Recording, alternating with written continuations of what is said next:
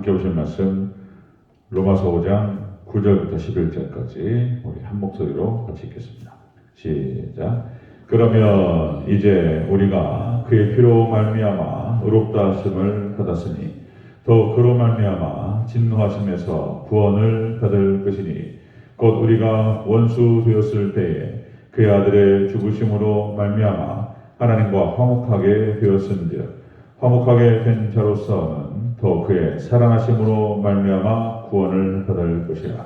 그뿐 아니라 이제 우리로 화목하게 하신 우리 주 예수 그리스도로 말미암아 하나님 안에서 또한 즐거워하느니라. 아멘.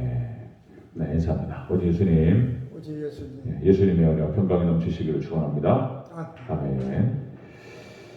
네, 오늘 함께 읽으신 로마서 5장 9절에서 11절 본문을 토대로 예수님을 통한 구원의 의미라는 제목으로 말씀받겠습니다. 예수님을 통한 구원의 의미. 오늘 본문을 토대로 몇 번에 나누어서 같이 살펴보겠습니다. 몇 번에 나누어서.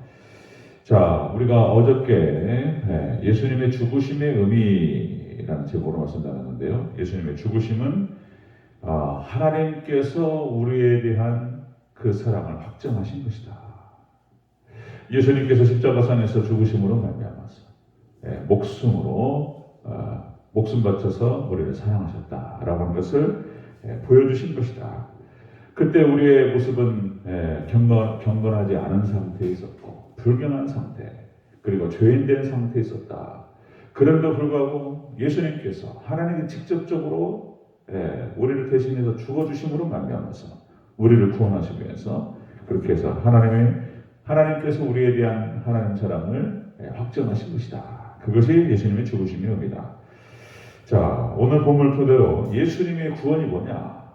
그거 좀 자세히 좀 살펴보도록 하겠습니다. 예수님을 통한 구원의 의미. 자, 아담과 하와의 범죄 이후로 인간은 원죄를 가지고 태어난다. 가르쳐주지도 않았는데 어떻게 그렇게 잘 배웁니다. 나쁜 짓은. 그죠? 자, 인간은 그렇게 해서 죄인으로 태어나서 죄를 먹고 마시다가 죄인으로 죽는다. 이것이 인간의 운명이다 하는 것입니다. 자, 그런데 예수님을 통해서 하나님께서 구원하셨다. 우리를. 예수님의 구원의 의미는 바로 하나님의 무한하신 은혜와 사랑이 담겨있다. 예수님의 구원 안에는 하나님의 무한하신 은혜와 사랑이 담겨있고, 그리고 무한한 축복이 담겨있다 하는 것입니다. 무한한 축복.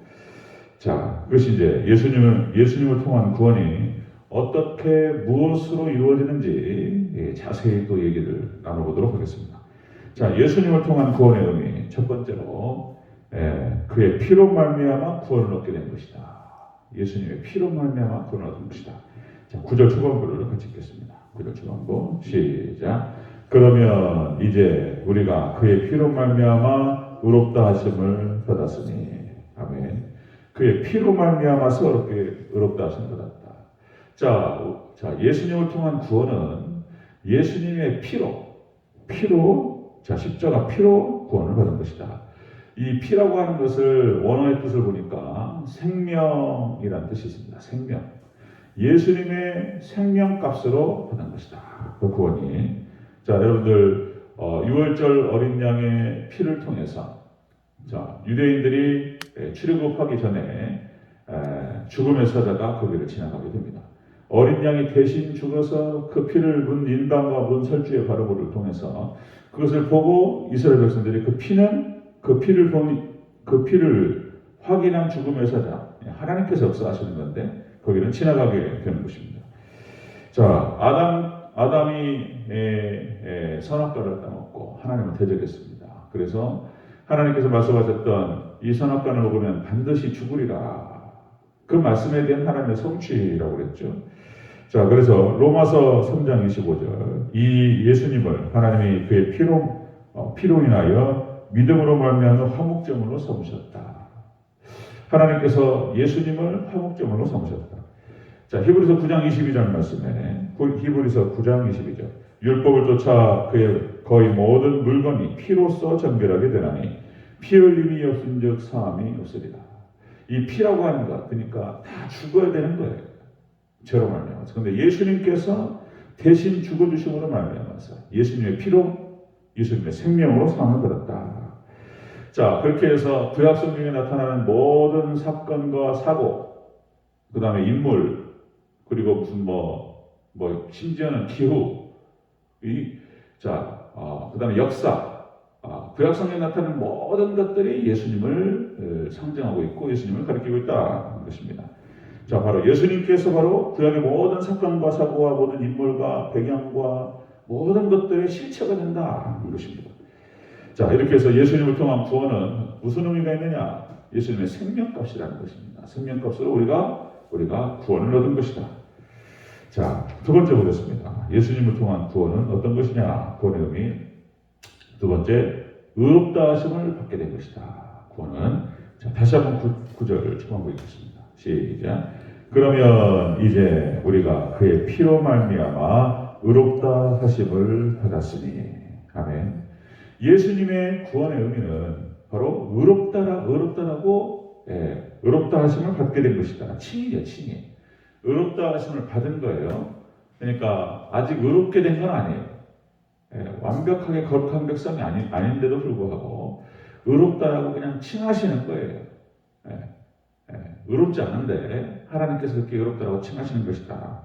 자, 이 의롭다라고 하신다라고 하는 것은 이 문법적으로 수동분사형이라는 표현을 썼는데요.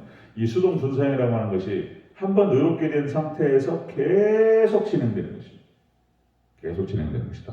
자, 우리가 어저께 저녁에 말씀을 나눴는데 우리가 이제 이런 말씀이에요. 로마서 8장 1절에서 또 이렇게 얘기합니다. 그러므로 이제 그리스도 예수 안에 있는 자에게는 결코 정죄함이 없나니 예수 그리스도 안에 있는 자는 정죄함이 없다. 예수 그리스도 안에 있다. 예수님께 속했다. 자, 그런 사람에게는 죄가 사함받고 그리고 정죄함이 없다. 자, 예수님 안에 있다라고 하는 것은 다시 말씀드리면 예수님께 속한 것이며 속했다라고 하는 것은 그런 뜻이다. 이제 결혼 관계를 말씀을 드렸던 거예요. 그래서 이제 여성이 남성과 결혼함으로 그 남성에게 속한 것이다.